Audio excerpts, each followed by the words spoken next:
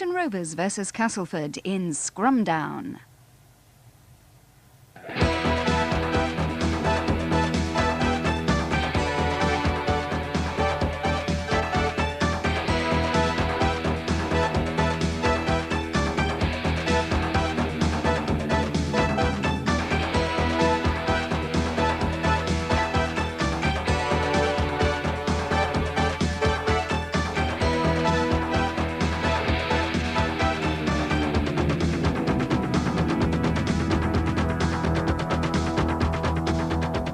Two neighbours in trouble. The First Division may only be big enough for one of them. Today, Featherstone and Castleford meet at Post Office Road.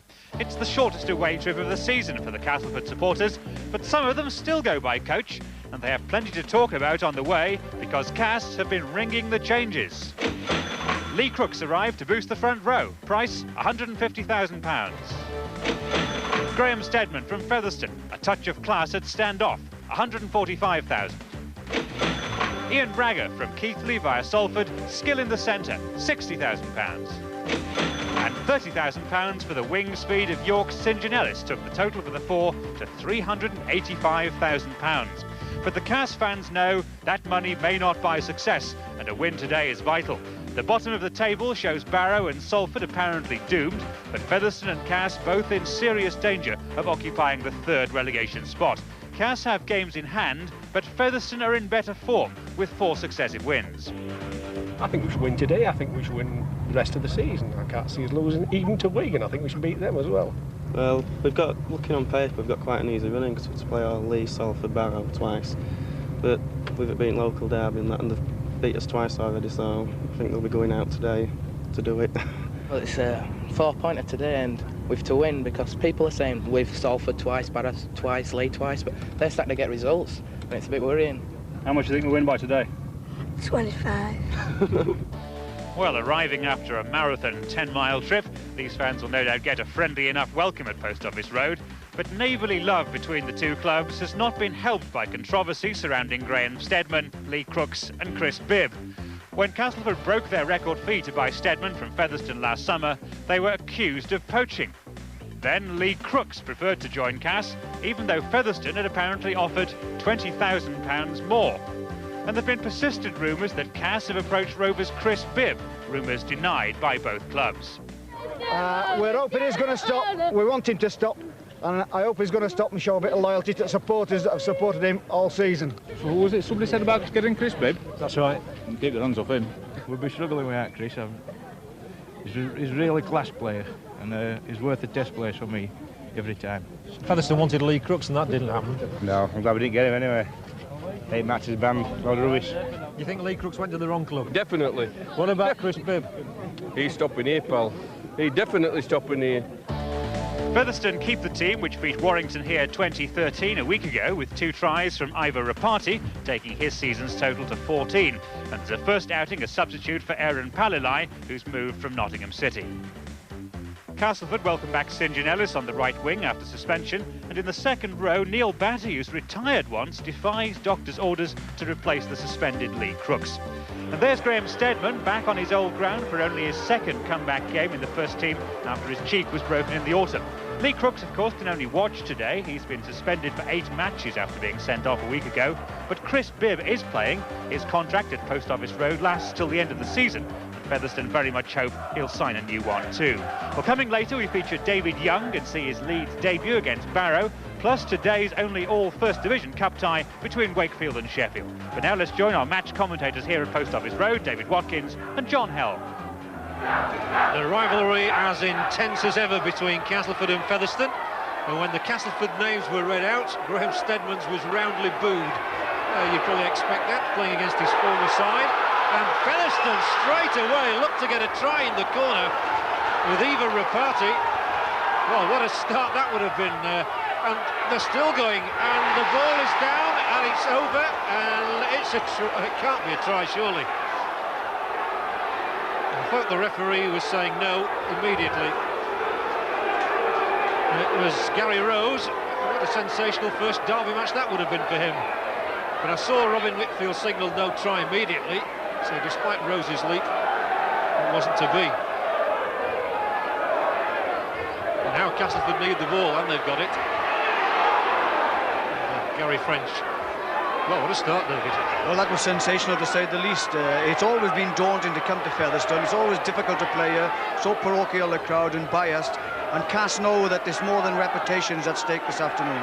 And I was saying about Graham Steadman, and obviously you really want to do well against the club that sold him to Castleford. Well, I would imagine it would be difficult. I've never been in that position myself, but it is difficult. You're coming back and playing against teammates you actually played with. They know a little bit about you, and I've no doubts at all the crowd will give him a lot of stick. Incredible start to this game here. I mean, I can't see what was wrong with that there, but the touch judge obviously said it was in touch, and he was at that side of the player.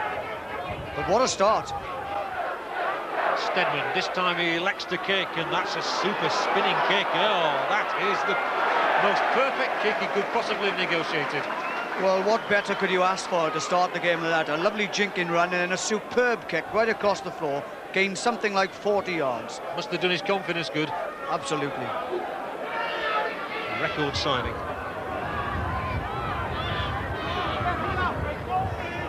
Showing that there is some money in the game when you think that Featherstone bid £170,000 for Lee Crooks. Staggered a lot of people. Here's Castleford with a real chance. French 5 yards out. Getting that ball from the scrum was crucial. And, well, they're still here because the ball was knocked back. Oh, it went into Newlove's hands. A little steadiness there, and the first points had to be on the board.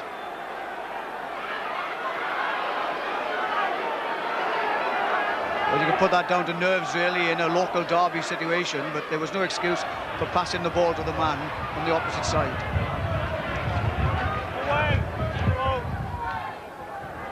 Burt once more. Smack it to Kevin Ward. Aided and abetted there by Neil Batty. Gratian, Fox. Shorter ball to Bibb. And on the last tackle. It'll be Fox to kick, but there's an offside anyway. And such is the attraction of this match that fans are still outside the ground, determined to get in, willing to pay their money. And there's no doubt, whatever else happens in the season, this is regarded as the match of the season at Post Office Road.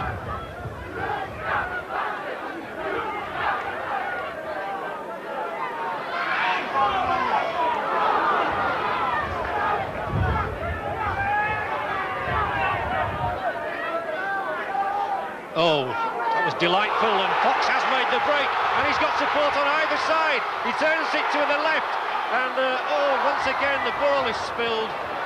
It was all just a little bit too hurried in the end. Derek Fox had almost too many options, perhaps. He still found his man coming in support, Alan Dakin, and eventually the ball spun for Castleford into their hands.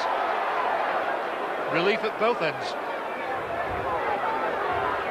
They really depended him a lot. He does make some superb runs. By taking that ball flat, the defence really couldn't get a grip with him. And he just saw the gap and went straight through it. Everyone has given chase, but he takes the right option. He had to give it out. The pass got in that time. But of course, the forward with him couldn't really get it away properly. And Joyner got in the way. And just didn't happen.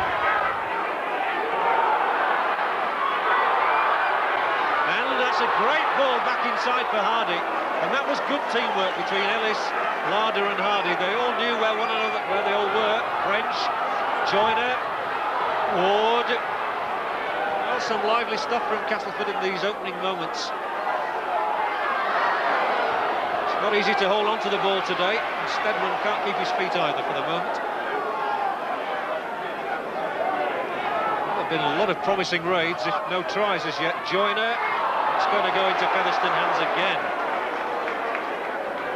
Well, both sides have had their chances. They have. A few bad passes spoiled it, really, but it is back to the classic Cass we all knew some time ago when they throw the ball away. What a time for Burton to drop the ball, and St John Ellis, 15 yards out, was only too thankful to pick it up.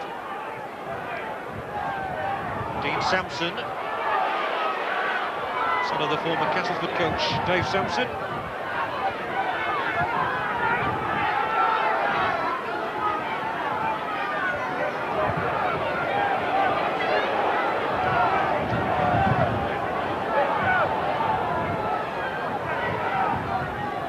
Joyner, the short ball for Ward, and Ward looks for the supporting Stedman, and he's held up by very good tackling 7 yards out. Well, Castleford have got tremendous options here, and Batty, they thought there was an obstruction, but he's hauled down again just before the last tackle. They'll have to be quick if they're going to get a try. Featherstone amassing the ranks, but he's buried his way over, I think. Looks to have tunnelled his way. Robin Whitfield again says no try, and he was right on the line. So Steve Larder this time is denied. Well, that's happened at both ends. Well, Castle determined to play good football, and they are, because the ball is being passed in very difficult conditions. They're moving about. The final pass has let them down time and time again. But Whitfield was there at that time, and it was quite obvious that it wasn't a try because nobody really argued about it. Quick play the ball here and dives forward for the line, but there's no doubts at all about it. He was there as well, and that ball certainly wasn't across the line.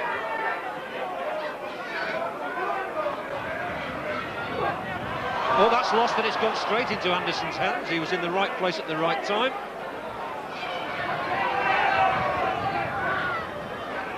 England will carry the move on, coming towards the Featherstone 25, and this time it's a penalty for Castleford, offside against Chris Burton. So Graham Stedman elects to kick a goal. I've just noticed in the game, actually, the passes are being dropped more often than not because players aren't running from depth. They are standing flat and still, and as a result, they're in a position where the man going forward gets the ball out, and because he's not on the move at all, they're just dropping the ball. And he's a 2-point scorer. The ball is out of the ground, but the flags are up, and 2 points for Stedman, 2 points for Castleford. Nick, down on the touchline. John, just an indication of the conditions. Alan Banks out here on the Featherstone right wing, quite near the touchline here, has been desperately trying to keep warm. He's not doing it now, but he's been shaking his hands about in a desperate attempt to keep warm. And that's a very difficult job for wingers who aren't getting much service on a day like this. The rain is blowing horizontally into their faces. I know the feeling. Fox reverses the ball to Dakin. Jeff Grayson has stayed down with an injury. Looks in some discomfort. The kick through is a good one, and Clark following through just couldn't get there. Well fallen on by Keith England. So Featherstone for the moment have a player out, but it doesn't matter if Castleford have knocked on. And now John Joyner says, "Please, can I go, sir?" And the answer is yes. Neil Roebuck, former Bradford Northern player who's joined his hometown club.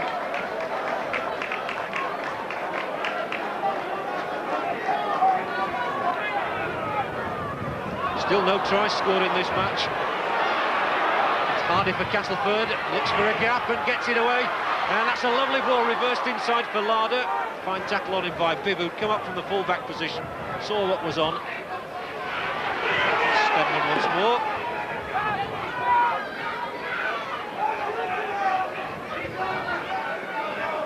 Looped ball for French that time. Well, that'll be a knock-on and picked up by Fox, who's got a bit of time to think about things this time. Newlove tries to hold off Hardy. Roebuck helped him out.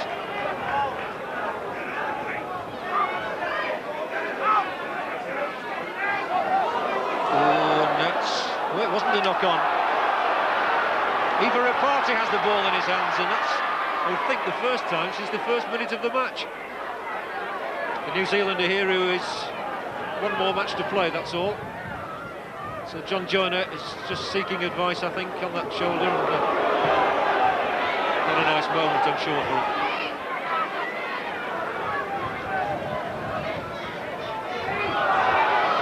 Who wants it?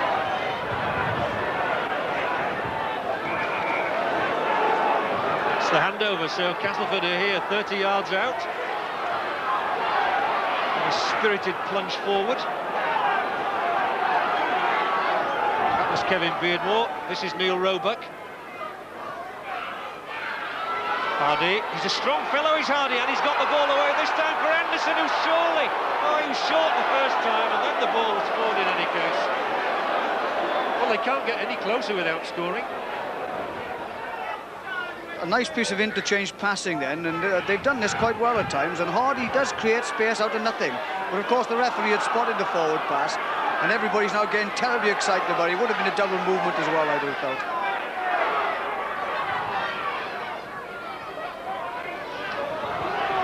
Yes, despite the conditions, they are still trying to throw that ball around, and the handling really hasn't been at all bad, because I do assure you it's bitterly cold, and now it's a penalty against Castleford.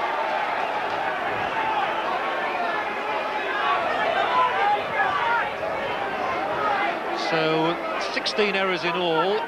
Castleford have made 2 more, but I don't think that's a really bad count on a day like this. Well, it's as bad a conditions as you could possibly have for the handling game. It's slippery underfoot. It's raining, and there's a strong wind blowing down the field, which makes it nearly impossible to run against it. And here comes the human hurricane, Chris Burton.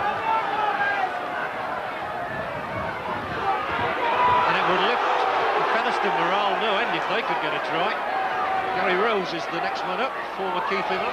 The hod carrier is enjoying this more than he is carrying his bricks. Duration. Again, Dakin flings it out, but they'll be able to keep the move going. And they do. Oh, great running down there. That's marvellous stuff.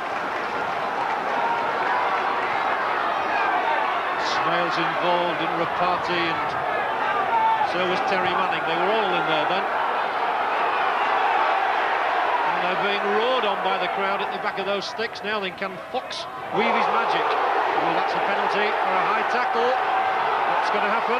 Referee Whitfield has already awarded the penalty, and he is flattened. They've stepped up their game here. Smales doing the runaround with Derek Fox, but look at that, straight over the top of him. But Robin Whitfield was there as well, and I think he thought it wasn't intentional. I know it's hurt the player because he's still on the floor, but the referee was there, and whilst he has awarded a penalty and he is talking to the players, he hasn't made any sort of move to send anyone from the field to play. No, he's just had a word with Dean Sampson. Sampson is staying on the field. But Featherstone do have a penalty. Oh, he's having another word with Dean Sampson now.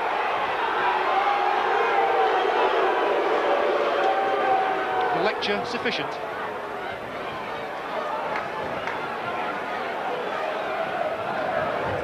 And, Derek Fox will try to pop over his 51st goal of the season. Well, on any normal day, this would be a simple kick. Today, I'm not so sure. But Fox is sure enough. The ball is safely between the posts. Featherstone are level.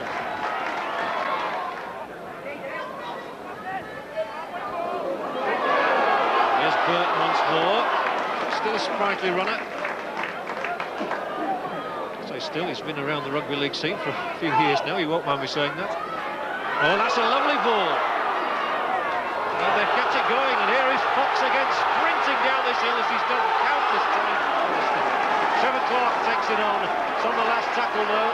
Could be a drop goal, maybe. No, Fox will just chip it through. It wasn't an easy one to take, but Larder was equal to it. Tackles coming on in from everywhere. You're doing it to be fit. The important thing to look for in this is when the scrum half delivers the pass and the ball goes along. Smales loose forward, they've stood him out wide for a purpose. He's held up, but look, Derek Fox again on his shoulder, draws the defence, holds the ball to the last minute, and puts a pass to a man coming on the burst. Good play.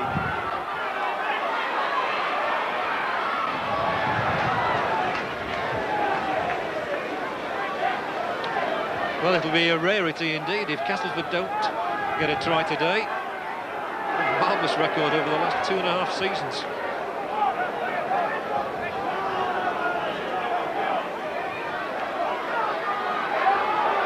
And they're trying to put that right now with Grant Anderson.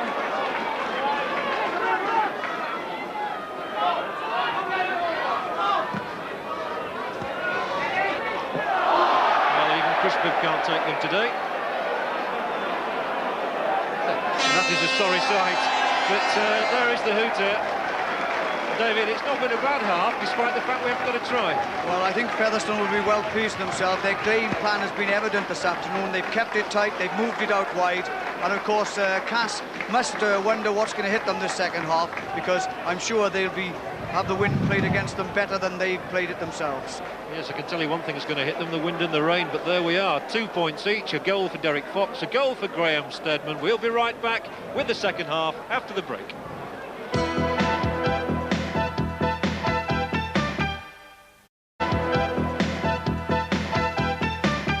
Welcome back to Post Office Road. A half-time score here was Featherstone Rovers 2, Castleford 2, but plenty to talk about, and Peter Fox always has something worth listening to.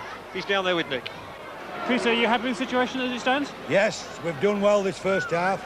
Went against a very strong wind, holding them to 2-2, stopping them scoring tries. That's all we could have hoped for, to be level. We didn't expect ever to be in front in this first half. Kicking game in the second half? Well, we shall use the ball up the field and keep them penned up here if we can. The tackling's still got to be as strong and stop them breaking away, and we might have the opportunity of winning the game. Peter, thanks very much indeed. The news from the Castleford dressing room, by the way, they're very doubtful whether John Joyner will take any further part in the match. And just to learn about Robin Whitfield's about to start the game, he came out of his dressing room without his whistle, went back for it. He's ready now, so here's John. It's about the only thing, it's not the only thing that has been blown away this afternoon. It's very much a forwards game, David, is this one? It is, but he is right, Peter Fox. He's got to say exactly how the game goes. It'll be stupid for them to hold the ball in their own 25, and I'm sure Derek Fox is alert enough to know that he's got to get his side down into the Castleford half.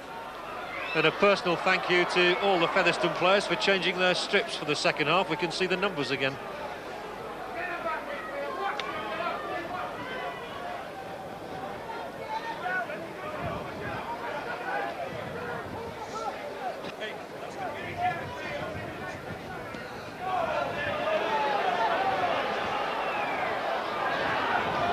Boot downfield is fielded by Larder, runs straight into Smales and Rose. The scrums in the first half, a real slaughtering there, 7-1 to Cass, and they also took 2 against the head, one of them very close to the Featherstone line. The penalties conceded, Cass 6, Featherstone 3, and the errors equal.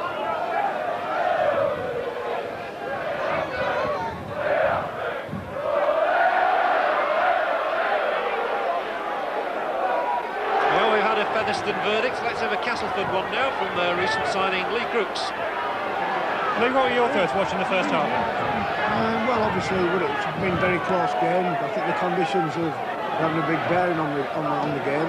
It's a local derby, so things are going to be tight. But I think that obviously we need to probably push the ball a little bit wider and attack them more on the fringes. A little bit concerned that you weren't ahead, bearing in mind you had the wind in the first half. Yeah, I think that, you know, we probably should have used the wind a little bit more, but you know, I think it'll help us in our attack, because the ball will tend to get blown backwards more, you know, than forward. So I say we've got to keep pushing it wide and try and attack them wider out. To be honest, it's the sort of day, it's not a bad day to be in the dugout, isn't it? I suppose you could say that, but I'd rather be out there than here, I think. Thanks very much, Lee. I was just thinking he looked a little bit warmer. Operation Fox. It's time Newlove. And Newlove sets off down the right touchline. And he really does take some stopping. He's got to make sure he stays in play, though. He's out now.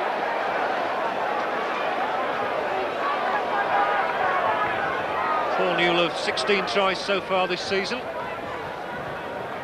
including a hat-trick here against Lee. But no one has yet got over the line legally today. A couple have been over the line and they've not counted. Again, Castleford doing really well in the scrums, and again Steadman here. Oh, but the ball lost in the tackle just as he went down. Slithered away from his hands. That was an important tackle then by Ian Smales, because he not only did he stop him going forward then, Graham Steadman, but he also made him drop the ball and give them possession back. What a pass that was from Fox on his knees. Still aware enough to get the ball out. That really was cute. Clark, Gratian, and Sharp at the shoulder. Strong stuff from Featherstone now, and the fans behind the posts cheering in anticipation. Are we going to get a try at last? Oh, it's gone to ground, but it's fallen on, and 6 more tackles in touch the Castleford foot. It's a great chance for Featherstone as Alan Dakin goes to within 15 yards, and a penalty is awarded for the tackle by Sampson. And Sampson himself got injured in the knock. Well, Samson's going to have to be careful. He's been spoken to already. Yeah, but if you watch this in the tackle here, he does bring his elbow up here. Look at that, he caught him right under, and obviously he wanted to get him back, and he took a swing at him. There's no doubt at all about it. But the referee was there, and retaliation means a penalty. Derek Fox, 4-2.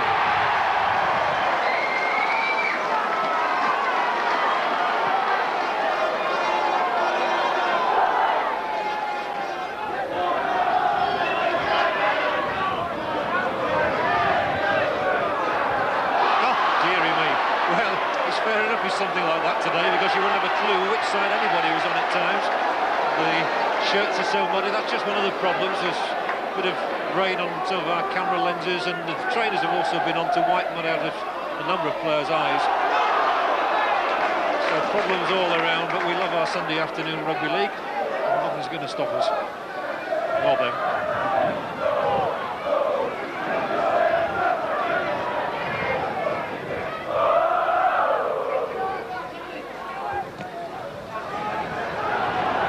Not an easy one to take on. It's well fielded.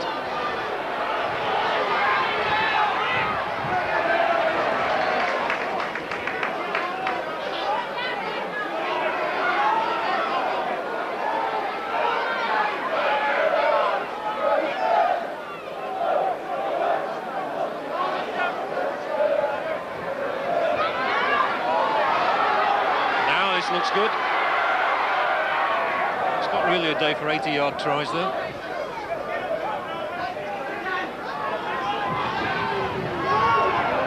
passing is good here from Castleford, very good indeed, and so is that ball from Anderson to Ellis. Now then, St John Ellis, he's out of the tackle, still going. Finally, Chris Bibb comes across to say you're not going to go any further.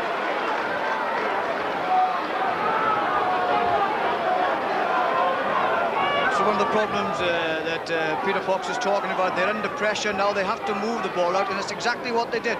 But it's first-class passing right along the line here, and St John Ellis now really knows he's got an opportunity. He shrugs off a would-be tackler, and it's only a brave defence by Chris Bibb that pushes him out.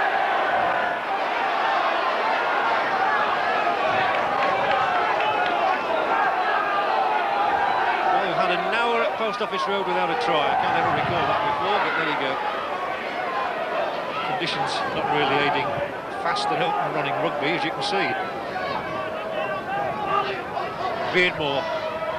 Still Beardmore. Terrific running from the Great Britain hooker. That was the best of Kevin Beardmore. And very good attacking work from Castleford as England took it on. There are chances this time. Strong plunge for the line might just do. Stedman was there twice. Now French. French's kick could be dangerous. One Rapati fumbles. The ball is kicked on. And is that a try for Steve Larder?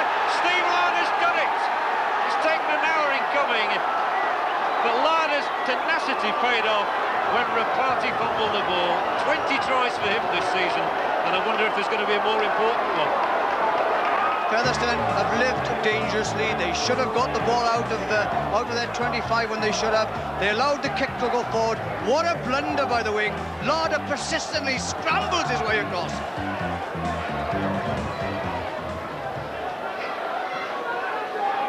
If at first you don't succeed, you'll get there in the end. The try was worth 4 points. And that kick just fails to produce another 2. Not an easy day for kickers. 6 points to 4, and Cass regain the lead. Well, it's a superb kick by Gary French, right across the face. I mean, why he didn't drop one in the first place, I've no idea. He allowed it to go behind his back, the centre did, but Phil Larder was knowing that there was an opportunity for him, and he took it.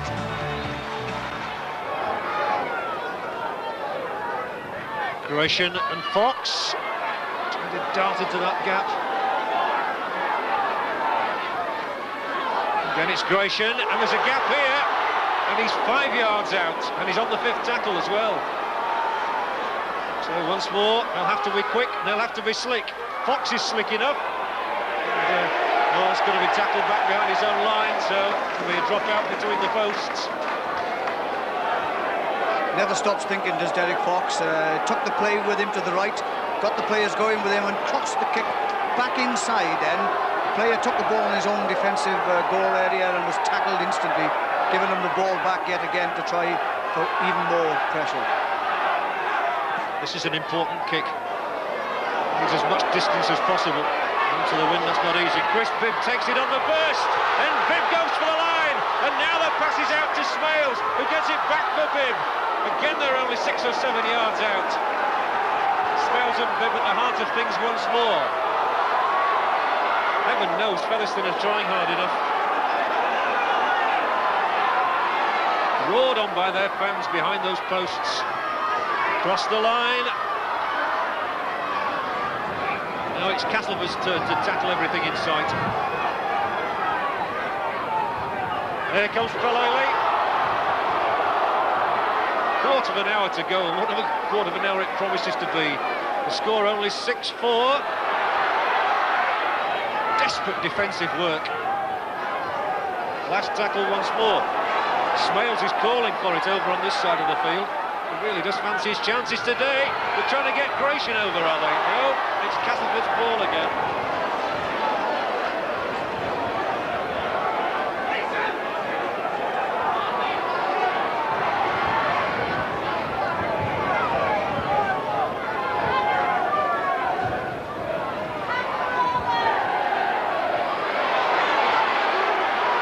It's good running, very good indeed.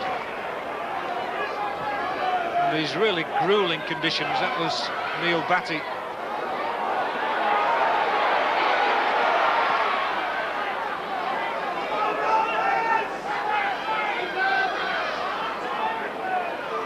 England, good ball inside. Sampson and another ball inside, and this is effective work from Castleford.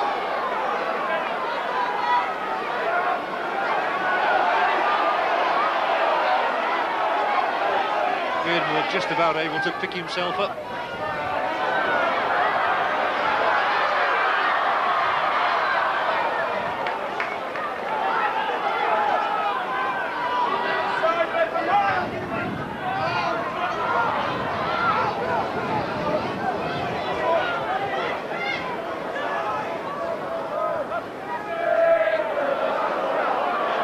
Gratian again, a good ball. This time it's Newlove. Now there's a great chance over there, but once more, the tackle was good by Kevin Ward. Newlove. They've simply got to use up the tackles. Here's a chance now, and Ripati can make up for his mistake. Ripati heads for the corner. Brandon, he's there. Ripati's in at the corner. He's made up for his mistake. Ripati goes home to New Zealand next week to start a university course, and he, more than anybody on this field, wanted to try. Well, we've said about the conditions for most of this game, saying how difficult it is, but the passing here is textbook style. Every pass was made to count. Ripati, who made that fatal mistake at the bottom end, has his opportunity, and doesn't he take it well?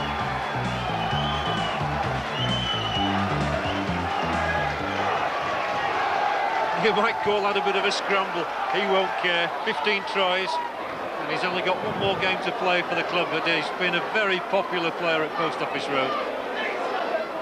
Well, the crowd were roaring the try. Are they going to roar the goal? No.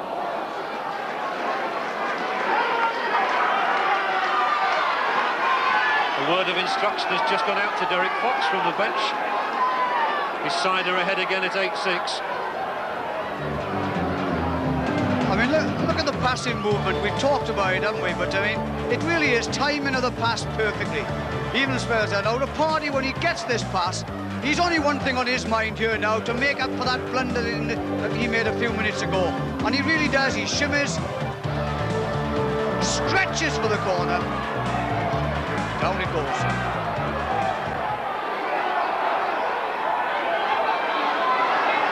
Five minutes to go here. Is there going to be a sting in the tail one way or the other? Larder takes the pass, comes down the touchline. Great work from Steve Larder. The long pass in for Ellis. Fend The French fumbles it. Featherstone can pick it up. Well, that was Terry Manning who picked it up, and everything happened in that.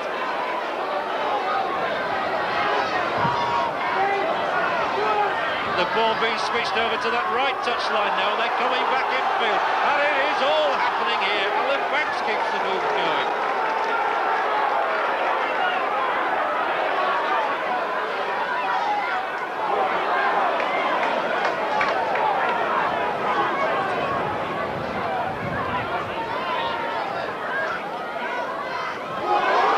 Oh, and this looks marvellous for Featherstone. Terrific break again by Sharp. Falele can mark his debut with a try.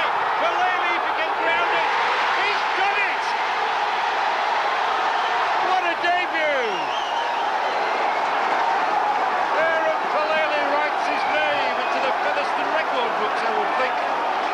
The substitute who comes on and scores a try almost immediately. It's his second try because he got one for Nottingham City earlier this season against Halifax. Well, conditions are really bad, but both sides have continued to try and play as much football as they can.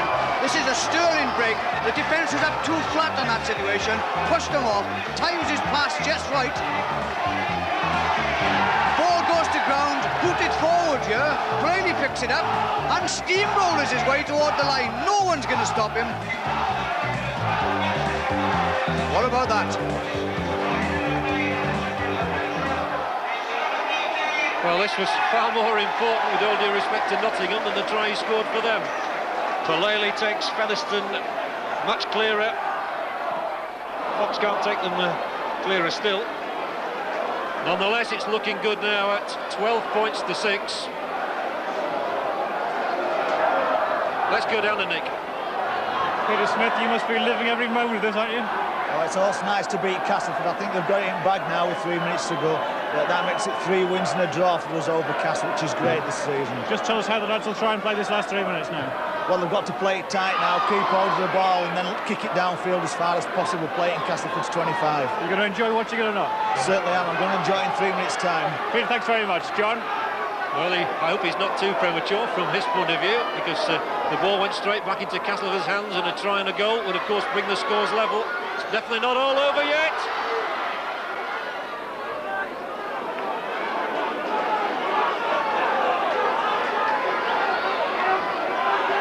Sampson.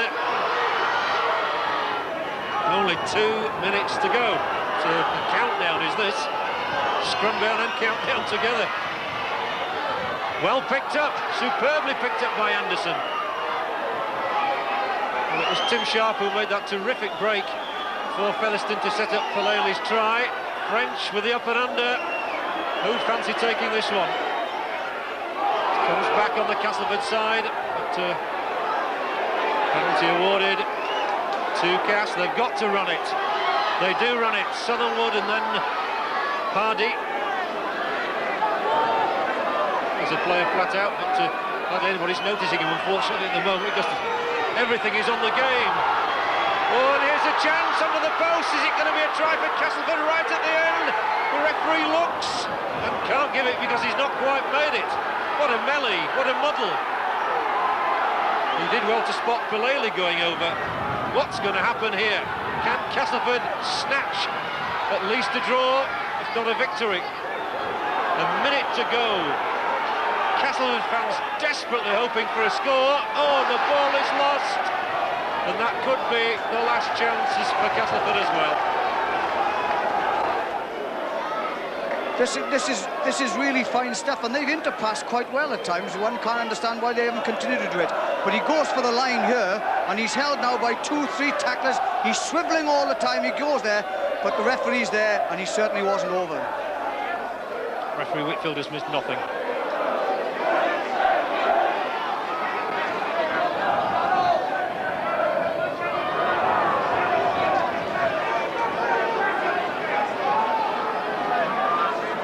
Well, we're into injury time here, and Castleford have lost 6 in a row, and it could be 7 in a row.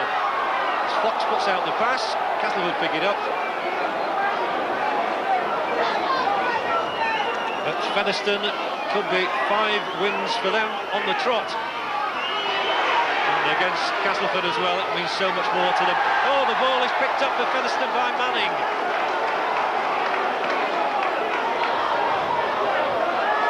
Well, another one where he would obviously seal it, but it's 12 points to 6. We're in injury time, and it's looking like 2 points for Featherstone in their bid to stay in Division 1. And a victory would increase Castleford's worries.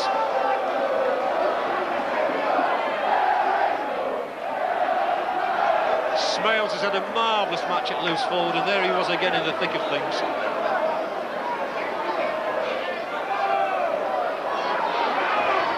And there could yet be another score. No, there won't. It's all over. And it's Featherstone's day. Featherstone's points. Peter Fox walks back to his dressing room as calm as you like. Not many people here are calm. Castleford go down by 6 points to 12. And Featherstone have had to work every second of the 80 minutes for this success. Muddy marvels, they'll say. And there are the details of this victory. Tries then for Rapati, one of his last appearances, and for the substitute Palele to go with those 2 Fox goals. Just one Steve Larder effort for Castleford and a Graham Stedman goal. 12 points to 6. Now then, what about the Stones bidder man of the match out of that one, David? Well, there were difficult conditions here this afternoon. There were some commendable individual performances on Featherstone's side. Some say Trevor Clark, Derek Fox, but for me, the man of the match award goes to Ian Smales. He's really stood out this afternoon with a fine performance. He positioned himself well on the outside, some good runs and good, valuable tackling all afternoon. Well, record crowd of the season. You knew you had to win. Yeah, performance. We've just gone out and done our best. All 15 of the lads have given 100% to be, so we've come out on top in end, so I'm glad we've done it. Well, that's 5 on the trot now, so hopefully it's first division only. Yes, I hope so. We still need some more wins. We've got Bradford next week, so we hope to do the same again. Just go out and give us best every match now. Well, well done, Ian, and best the rest of the season. Thank you. You obviously had it on your mind to get over the line once you got that ball. Oh, not really. I felt it was better to pass it out to the wing, but I couldn't get it out to him, so I thought I'd better go on my own. And luck just happened to be on my side, so I crashed over for the try. Does it mean more in this dressing room when you've beaten Castleford? I must admit it does to the Featherstone lads. I mean, there's a lot of us are not really what we call Featherstone lads, but the born and bred lads, they've just got that bit of feeling, and I think it's the same in the Castleford dressing room. But we've beaten a good side, make no mistake about it. We don't think that Castleford are a relegation side. I think they'll get out of the relegation zone, and I hope we can stay out as well, because in this area, Wakefield, Castleford and Featherstone should all be in the first division, and we get some good local derbies, and I think the rugby in this area deserves it. Is there a crisis of confidence among some of the players? I don't think there's a crisis at all, John. You know, it's obviously the players aren't playing to their potential, and obviously there is a lack of confidence in some of the players. But there's no crisis. You know, we just got to knuckle down now, and the next couple of weeks are going to be very, very vital for us. It is just down to you, isn't it? And your own performance. Well, you know, the thing is, you know, we're the only ones who can get us out. We've dug the hole now. We're the only ones who can get it out, the players and myself. So, you know, there's not looking for any scapegoats. We're just going to sit down and work harder, and obviously come up with a win. Here now the statistics. Featherstone may have won the match, but Castleford's Kevin Beardmore gave Trevor Clark, who otherwise had a fine game, a real mauling in the scrums, healing 10-3, including 2 against the head. Again, it was a low penalty count, the home side conceding 5, the visitors 8. Errors in play not so low, frozen fingers accounting for 37 dropped passes, 21 of them by Castleford players. Now the results and the day's headlines. Nick. And the main story, Martin of Fire spares witnesses' blushes. Rochdale held the champions to 16-all at half-time. The Fire's second-half try settled it. Elsewhere, Andy Gregory and Joe Lydon turned super sub to boost Wigan after Dewsbury were only 2-0 down at half-time. Gerald Caudle, a hat-trick for Bradford in London. Andy Mason, a late try to seal Wakefield's revenge over Sheffield. In the Championship, Rob Ackerman on his full debut is one of 7 Leeds men to score 2 tries. In Division 2, man of the match Les Holiday gets a try and 8 goals as Halifax run riot. Doncaster skipper Kevin Rain is sent off in defeat. Paul Geary runs in 2 tries, the 8th game in a row he's scored in, and Batley still lost.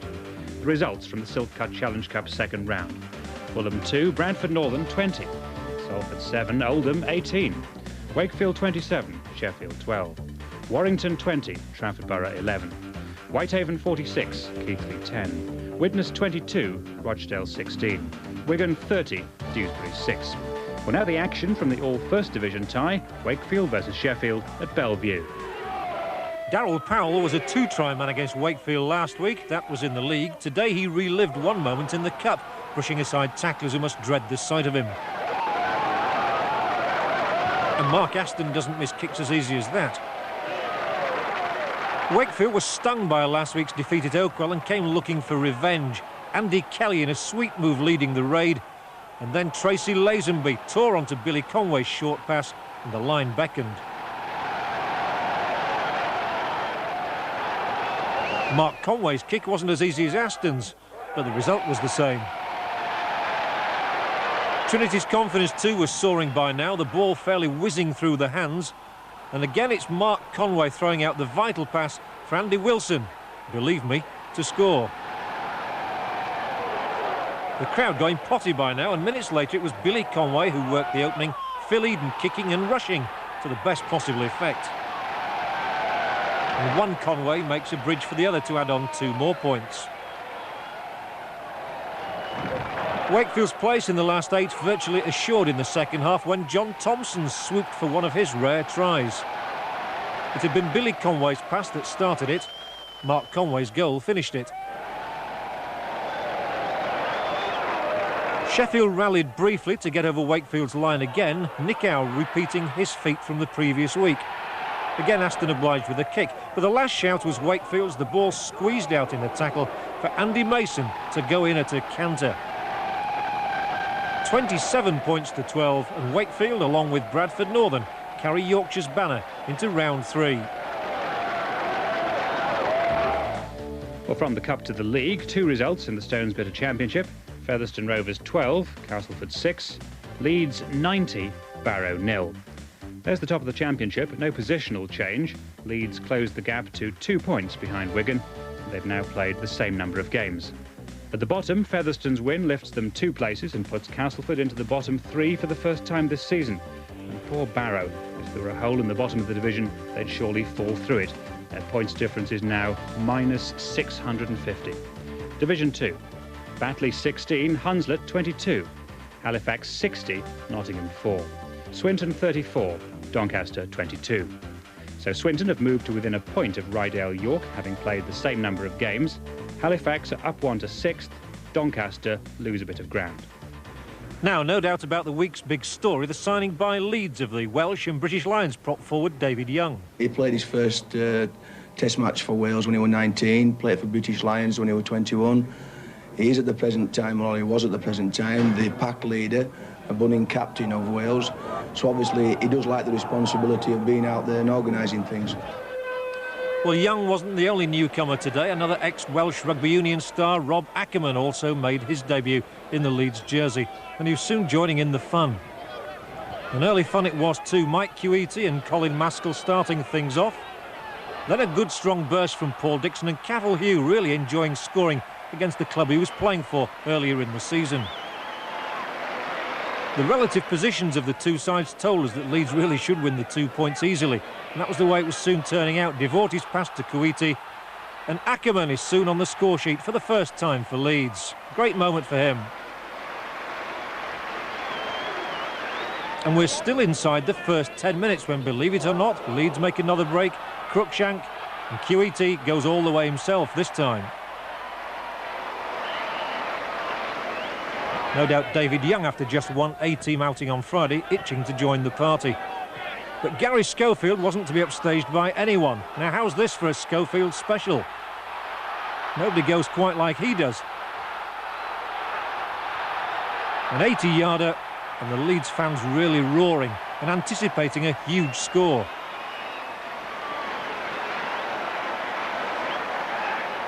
The anticipation increased when Schofield again miraculously squeezed out the pass. But John Bentley really shouldn't have been allowed to score. This is the reason why Barrow have a points deficit of over 600 already this season. Straight from the kick-off, would you believe it? Yes. The ball into Queety's hands. Watch Carl Gibson coming up now on the left touchline. Away he goes.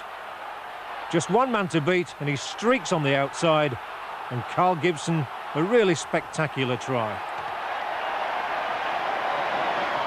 Well, the fans having A feast today. David Young still can't get in amongst it all. And we're still in the first half as Maskell and Cruikshank in at the heart of the move. Leeds keep the ball alive with Gary Devorty. Ackerman involved once more, and watch for his pass now, and it's Cruikshank who started it, who also finished it. All this in the first 40 minutes, and Leeds already past the 40-point mark. Into the second half now, and the big moment arrives. David Young to make his debut. Paul Dixon not too happy perhaps to be taken off at a stage like this, but Young certainly happy to get on. The fans pleased to see him, and he was soon to make an impact. Young right into the thick of things, and welcome to rugby league. Storming run though, he's got quite a handoff as the chap too. And a ticking off for prop forward Mossop.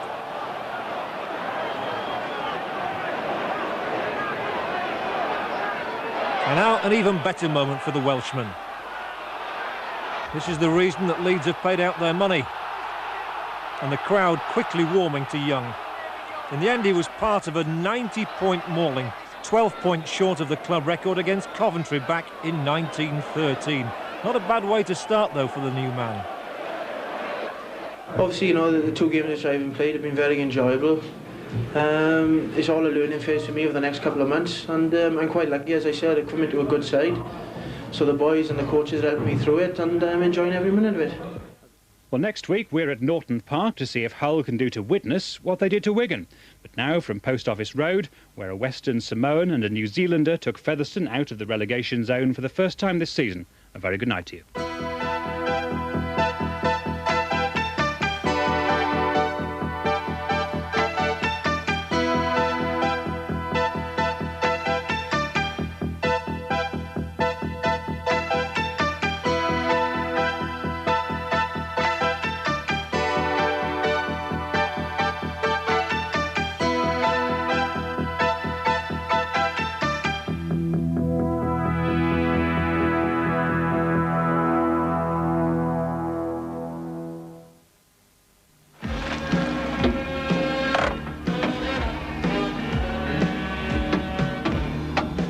Guess who's forgotten his Yorkie?